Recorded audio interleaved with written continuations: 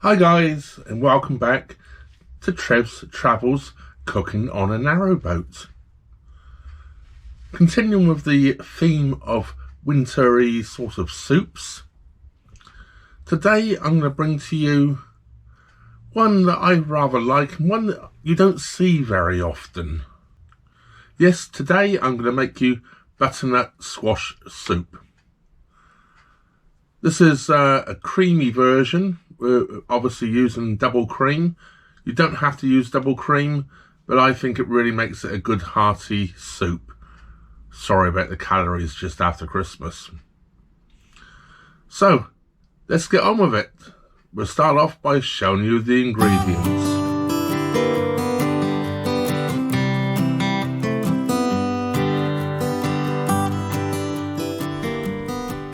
So here we have our ingredients for our butternut squash soup.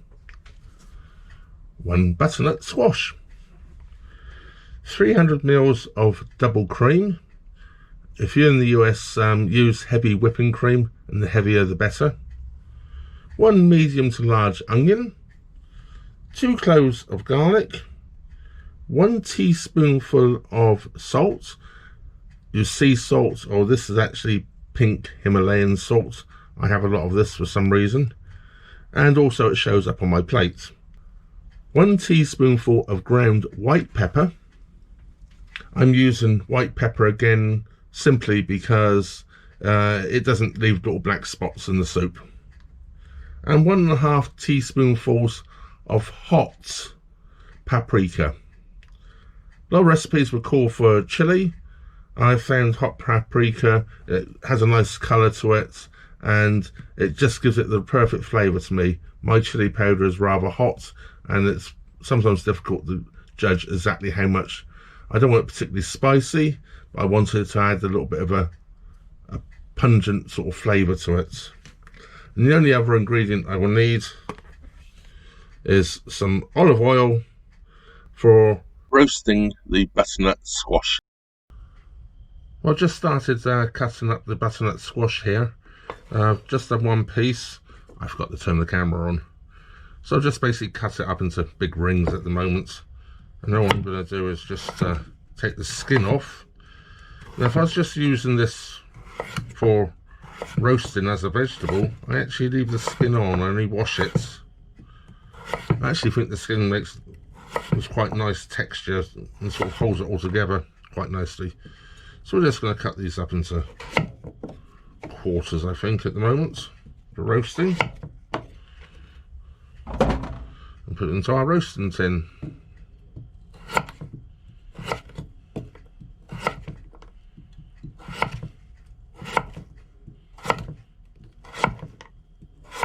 A lot of recipes add things like carrots to it. I'm not going to today. I don't think it's necessary. I'm just going to take this,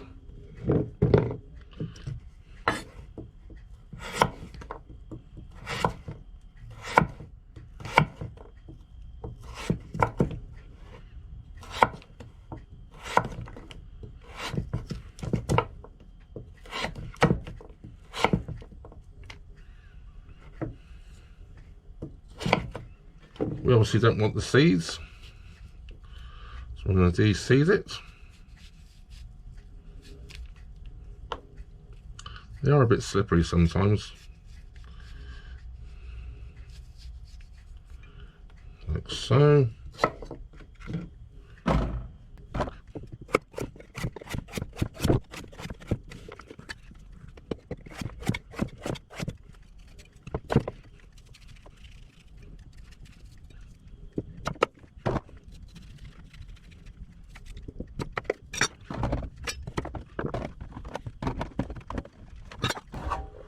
So there we have it. There we have our butternut squash in our roasting pan in a little olive oil. Just going to make sure it's all covered in that olive oil.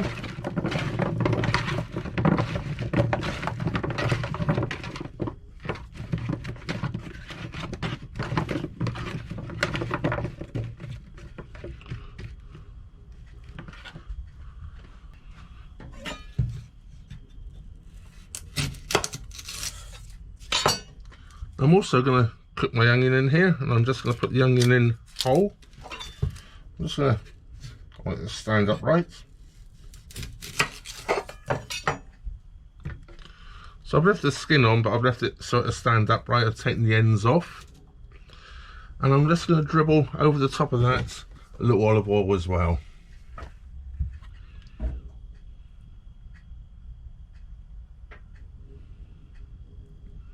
Like so. And I'm also going to take my 2 cloves of garlic and pop in the pan as well. They I'll probably take out after a few minutes. I don't want them to burn, so the garlic I just want to cook for a little bit. In actual fact, I could add them later towards the end, but I'm just putting them in now so you can see what I'm doing. So we're now going to pop all that into the oven and cook it. I'm going to put it on gas mark 6.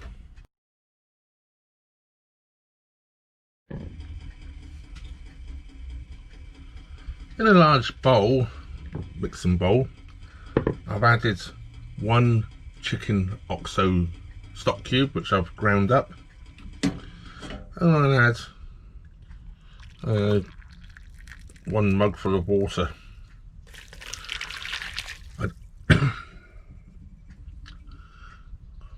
I don't have a measuring jug, so it's whatever seems to be about the right amount to me. And I'm just going to whisk that in so it's melted,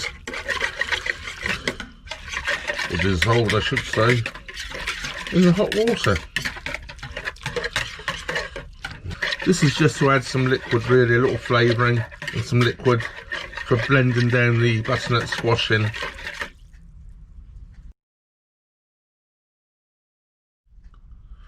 Right, here we have it. I've just taken out the oven the butternut squash. This is now soft. So now to transfer it into the bowl. Here we have my bowl with the stock in it. I'm going to add the butternut squash to it.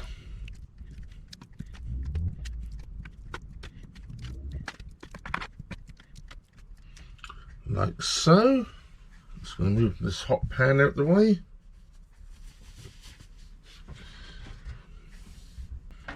Take the onion, which we're going to peel. Easy with a knife. Cut it in half.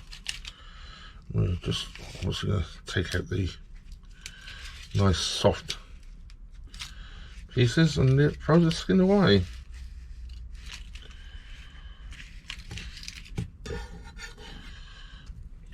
It's hot. I'll chop it up a little bit. It'll just be a bit easier for my stick blender.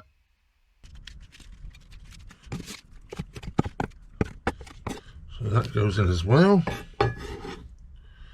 And the garlic's going to go in now as well. Because I've roasted it, it will blend down quite quickly and easily. Let's make it a little easier for the stick blender. I'm just going to put a masher across it a little bit, just so I don't make so much mess, and it's easier for the blender to take it down. That will do.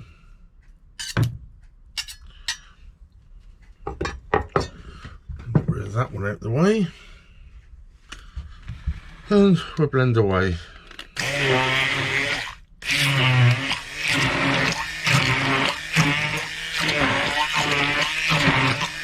Once again, I'm using a big bowl so it helps stop some splattering everywhere.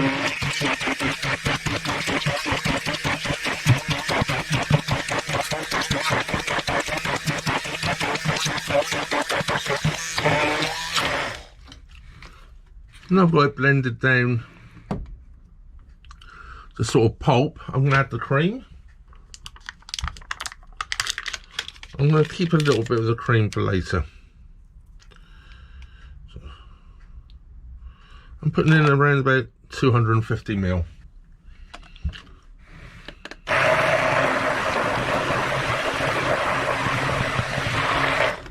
I'm now going to also add the spices. That's the paprika, the salt and pepper. And that goes.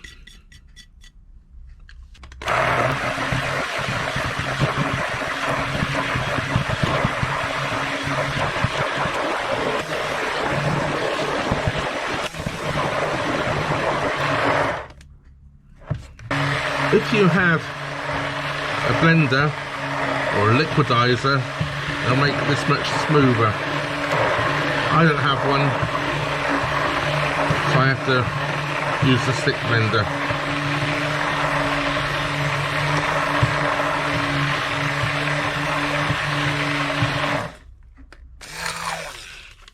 Now what you'd normally do here is put this in a saucepan and warm it up. Warm it back through. I'm not going to do that because I'm not going to actually eat it right now, but I am going to try it for you. So here we go. Take my ladle. I'm going to add some soup to our bowl.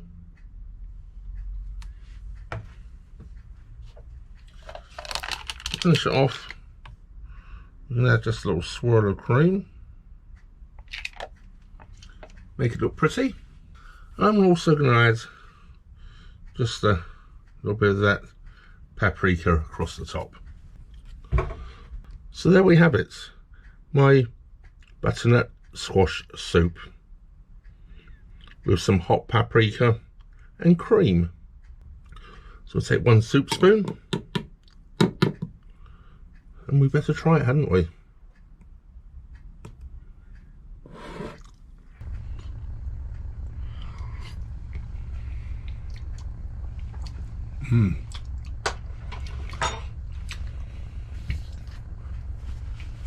It's a little on the cool side because I added that cold cream to it.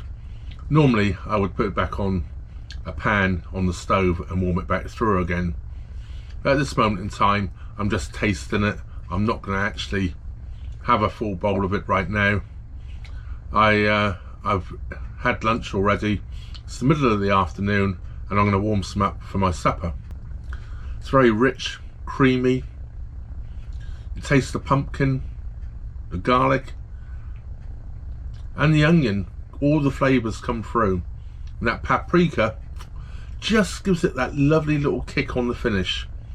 Nothing particularly spicy, just a lifting sort of flavour on the end.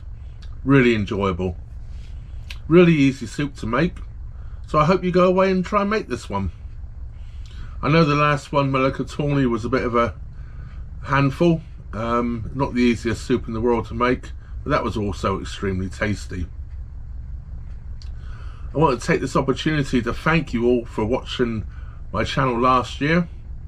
I really appreciate it, and I really appreciate all the people that follow me with my cooking series. I hope to be back on the cut very soon, but the way things are, that's a little bit doubtful, as I'm now in a tier 4 situation here at Rugby. So I'll try to bring you a few different bits and pieces as I go along. I've been doing some work on the boat, which I've filmed some of it, so I'll bring you a few of those episodes along, like electrics improving and changing all the lights on the boat and resealing the windows. When I say resealing, I don't actually mean taking the windows out and resealing them back in. I mean the draft excluder around the hopper windows. But those are all things to come. I know 2020 wasn't the best of years. I'm not quite sure if 2021 is going to be much better, especially at the start. Hopefully we can see the end of this and get back to some sort of normality somewhere during the year. Hopefully late spring, early summer. Well, that just leaves me to say thank you very much for watching. Trevor out.